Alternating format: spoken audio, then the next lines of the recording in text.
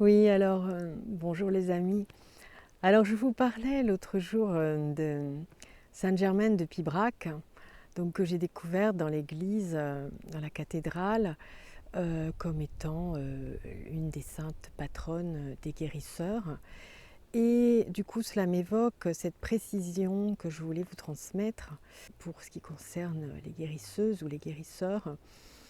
Euh, il y a cette idée de la foi, de la confiance, de la foi absolue. Donc parfois il y a, eh ben, on ne s'en rend pas toujours compte, mais quelques petites anicroches, quelques petites égratignures qui passent sur cette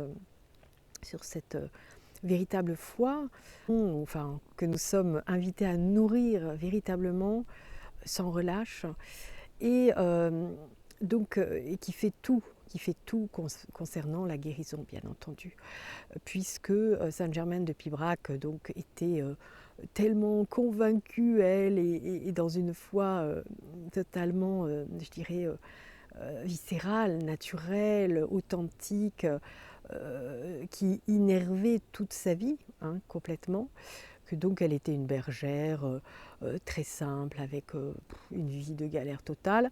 Bon, bref, et très jeune. Et ses brebis étaient là avec elle, et quand elle devait, enfin quand elle voulait,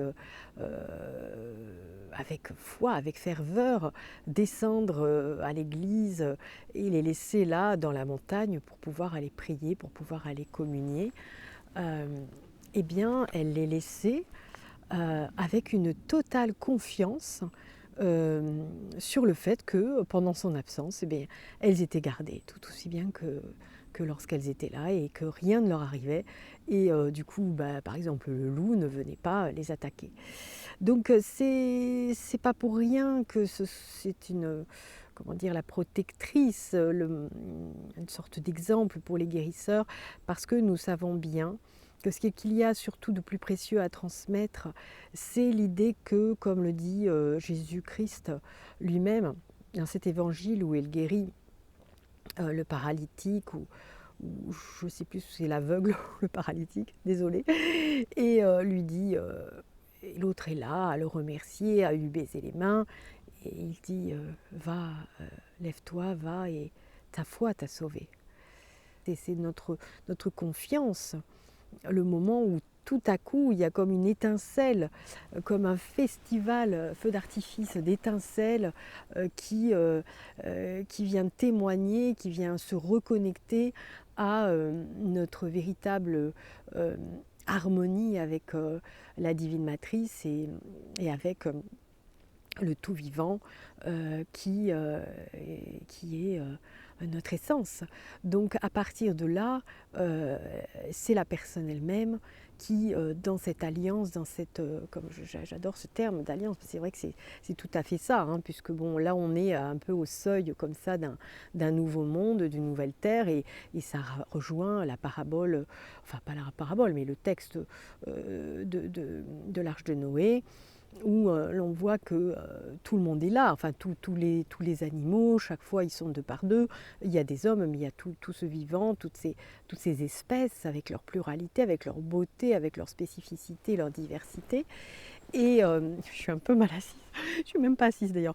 Donc voilà, et pour vous dire que, en fait, c'est cette image qui m'est venue, c'est qu'on est justement dans cette période d'Arche de Noé, euh, et nous choisissons qui nous voulons embarquer pour aller vers ce nouveau rivage quelque part. Et n'oublions pas, il ne faut surtout pas oublier que ce qui nous attend à la sortie de l'arche, ou en tout cas à l'entrée d'aller mettre un pied sur ce nouveau chemin, d'aller marcher ce nouveau chemin tous ensemble, il y a ce symbole, cette magnifique métaphore de l'arc-en-ciel, qui est la pluralité des couleurs, qui est la décomposition du spectre lumineux, euh, dans ce qu'il a de plus magique, puisque toutes les couleurs ne sont, dans toutes leurs nuances, aussi diverses qu'elles soient, sont générées par justement cette, cette apparition d'un faisceau lumineux, d'une puissance extraordinaire. Et donc, il y a ce terme de l'alliance. Ce n'est pas qu'un terme, c'est la réalité de ce qu'on est amené, appelé à faire se manifester. L'alliance des uns avec les autres, nous humains, et bien sûr, avant tout, là, ça devient crucial, bien sûr, avec le vivant, c'est-à-dire du coup, non pas compris comme l'un séparé de l'autre, mais bien sûr cette compréhension, cette intégration que nous sommes partie prenante et que l'alliance, elle est à l'intérieur de nous, à chaque minute, à chaque seconde et dans chaque parcelle infinitésimale de notre être incarné. Voilà, tous ensemble, dans un bel élan de co-création. Voilà, mais la foi dans tout cela et cette solidarité dans la foi et dans la confiance, eh bien, c'est ce que je compte bien être amenée à transmettre dans mon projet du Sud avec toutes les belles personnes qui seront invitées à venir collaborer. Et ben, je vous dis à très vite quand ce sera le moment là-bas et sinon sur ma chaîne et en consultation privée pour des soins chantés ou même tout simplement un échange pour mieux cerner ce qu'il convient, ce qu'il est possible de vous amener comme outil pour mieux, je dirais, marcher le chemin, tout simplement. Voilà. Allez, je vous embrasse et puis à très vite. Au revoir. Le soin chanté qui vous est ici offert est bien entendu en lien avec la foi. Il s'agit de nous conduire tous vers ce bon berger, présent aussi à l'intérieur de chacun, un bon berger qui est pétri de miséricorde. Il s'agit d'étoffer, d'amplifier notre foi. Le chant est conçu d'une manière qui à la fois berce, console et rassure. Il apparaît comme un balancement entre le recevoir et le donner. C'est un véritable cercle vertueux qui tend à les faire s'équilibrer, s'enchevêtrer, s'unifier l'un avec l'autre merveilleusement. Je reçois et je donne et je reçois. Les notes de Handel sont là, puissantes. Le sens des mots, les harmonies, les allitérations, tout nous est donné à condition d'impulser le mouvement de l'accueil en confiance, dans un vrai lâcher-prise.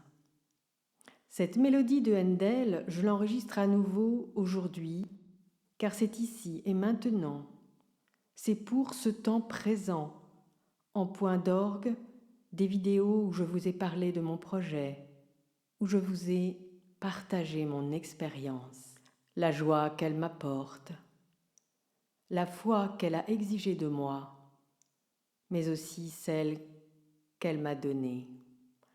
Aujourd'hui, je chante donc depuis un espace bien différent de celui à partir duquel j'enregistrais ce morceau l'an dernier avec le piano de Vessela.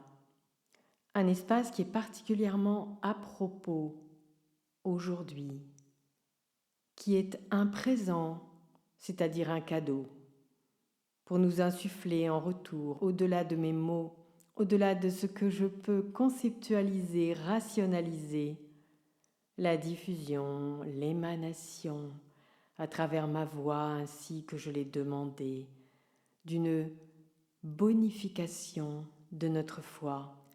Il s'agit donc d'un grand soutien pour tous et pour chacun, par les vibrations d'amour, de compassion, de gratitude inconditionnelle qui portent très loin, très haut, nos projets à tous, ouvriers de lumière, en ce moment de transformation intense.